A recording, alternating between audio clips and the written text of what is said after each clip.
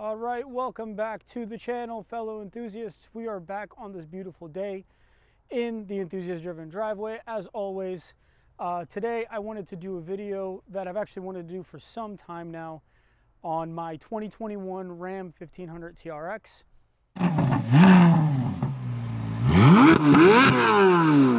So I've wanted to do this video since last year, and with life being life, didn't get the chance to. My second daughter was born, and you know, as you guys can imagine, my hands have been a little bit tied up. So today I wanted to bring you this video because I think the truck standing behind me is the best daily vehicle that you can get. Now, let me start this by saying that I am 100% biased. Absolutely love this truck. In this video, I'm going to tell you why I think this is the absolute best daily vehicle that you can buy and why. I was a Raptor owner before this truck. I had a Gen 2 Raptor. I bought it pre-owned with about 15,000 miles on it, drove it for about a year, and then right before the third gen came out, I was actually able to trade up to this. This is a level 2 in granite crystal. So level 2 basically means that it has a lot of the features that you're going to want in a daily vehicle. So you have your ventilated and cooled seats, you have 360 cameras, you have CarPlay, leather interior. I mean, you have a nice grouping of features that, again, you're going to want if you're daily driving this car. At this point, I've owned this vehicle for about 2 years now, and I've used it for just about everything from commuting to work, driving the kids, doing hobbies like mountain biking, skiing, fishing, all that stuff. I've even picked up a couple of new hobbies along the way. So first, let's start off with the basics. This thing has a 6.2 liter supercharged V8, putting out 702 horsepower and 650 foot-pounds of torque. It's got a full-time four-wheel drive system, Bilstein Blackhawk suspension with over a foot of suspension travel. It has 35-inch Wrangler all-terrain tires from the factory. It's got steel bumpers, skid plates all along the bottom, tow hooks. I mean, yeah, this thing is just insane. All right, guys, so the first reason why I love this truck and why I think it's a perfect daily driver, well, just listen to it.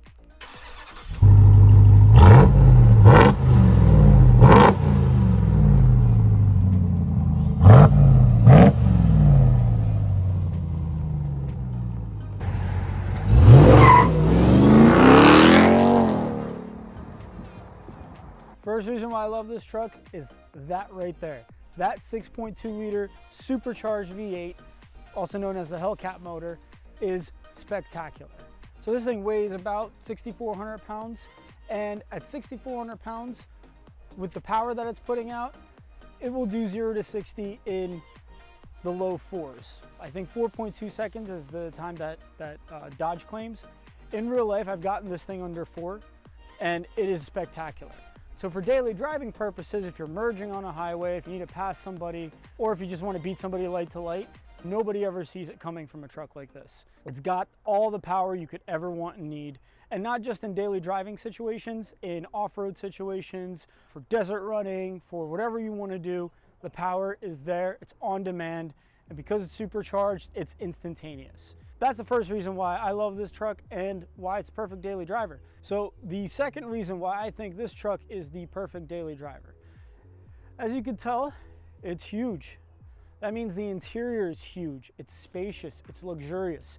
Coming from a Ford Raptor, I can tell you that the inside, the materials feel much better, much more premium. You actually have a lot more sound isolation in the cab despite the motor and the exhaust and the supercharger. So in my experience, it just feels more luxurious.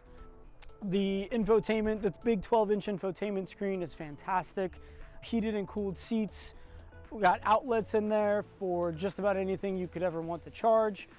Actually, the way I was able to sell my wife on owning a truck is having that household outlet in the back.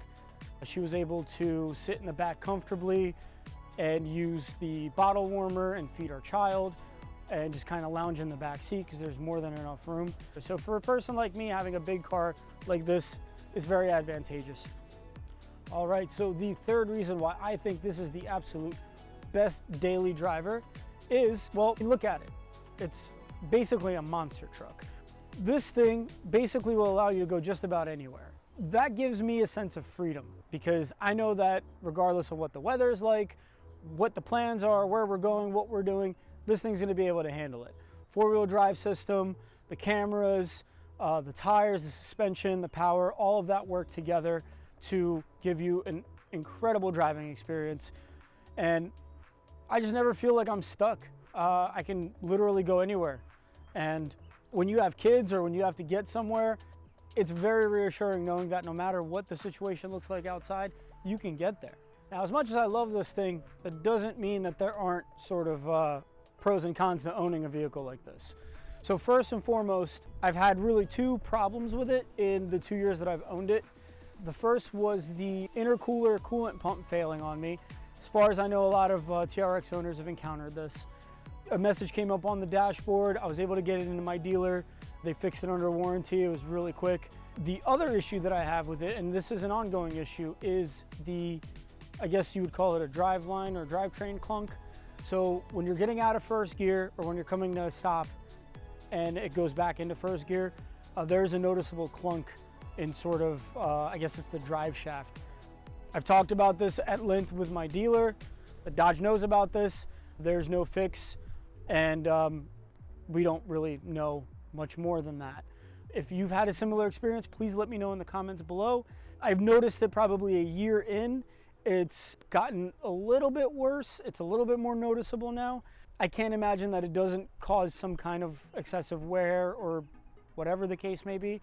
All right, so let's talk about why you shouldn't buy this truck, or maybe why this truck isn't the greatest daily driver. So for one, this thing is expensive. This thing was way more expensive than my Gen 2 Raptor was. If we're just talking about MSRP here, these things will start in the 70s and you can option them out almost to 100. Now, with dealer markups, you could even essentially pay a lot more for that. This thing's already expensive. If you want to option it with any kind of features, with dealer markups, it's substantially worse. I mean, you're paying six figures or almost six figures for, I mean, it's an American pickup truck. Can't do as much work as the heavy duty trucks. I mean, your payload's at about 1,800 pounds. I think this can tow something in the range of 8,100 pounds. I mean, yeah, it can do truck things, but it's not gonna replace your Super Duty. It's not gonna replace your heavy duty truck. That's just the way that it is, guys. And you know, you just have to kind of live with that. So it's expensive. For me personally, I justify it as I'm not just getting a powerful motor and a great suspension.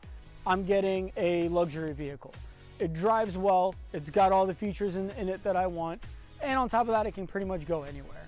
So that's kind of how I justify it. It just kind of makes it hurt a little bit less. All right, so another reason why this is maybe not the best daily driver, it's gigantic.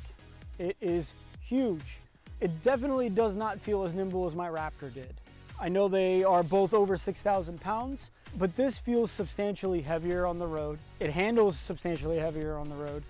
It's just huge. Like, no matter what way you break it down, it's wide, it's just under 7 feet tall, and it's really, really long. So that basically means that you can forget about putting it in your garage if you have a garage that's similar to mine.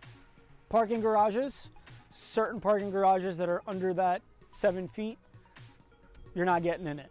Driving through the city could potentially be a problem, especially if there's a lot of narrow streets. You're gonna run into some issues there. Whenever I go to the city, I'm always sort of white knuckling it just because I'm afraid to spill into the next lane or hit somebody, God forbid. I personally like the fact that this vehicle is big. I like driving big vehicles. You know, I had a truck before this.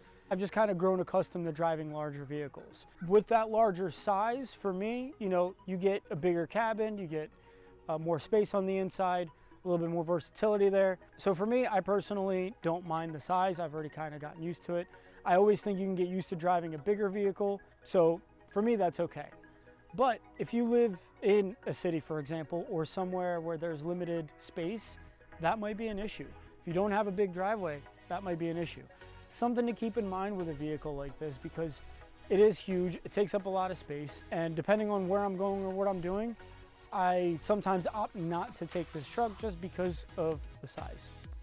The final reason why this may not be the best daily driver for you is because, well, it's terrible on gas. You probably already knew that. The fuel economy is atrocious on this car. Again, it weighs 6,400 pounds, it's got 700 horsepower, it's got 4-wheel drive. On a good day, maybe I'm getting 11 or right under 11, 10.8, 10.9. That's pretty standard across the board. In the winter when it gets colder, it's actually worse. I dip down into the low 10s, sometimes high 9s. Of course, being a supercharged V8, it takes premium. So gas is expensive. This thing eats a lot of gas, and I travel a lot every single day. It's got a 33-gallon tank. I get approximately, I'll say between 350 to 380 miles out of a tank of gas, depending on how I drive. And if you don't like living at gas stations, this might not be the truck for you. Although I love the power, I love the size, I love everything about it, the fact that it's so bad on gas sometimes is extremely frustrating, especially with gas prices being what they are now. You have to sacrifice somewhere. So with it being as powerful and as big and as heavy and having the capabilities that it does, it's gonna be bad on gas. All right, guys, so to kind of summarize, I love this truck. And I personally think that for me in my situation, this is the perfect daily driver. It's got the power, it's got the luxury, it's got the capability. And yeah, it's expensive. Gas is expensive. I just can't think of a better daily driver for me as a car enthusiast than this thing. If you guys like this video, please make sure you share, subscribe, and hit the like button. Make sure you hit the notification bell so you know when new videos are coming out. I'll see you guys on the next one.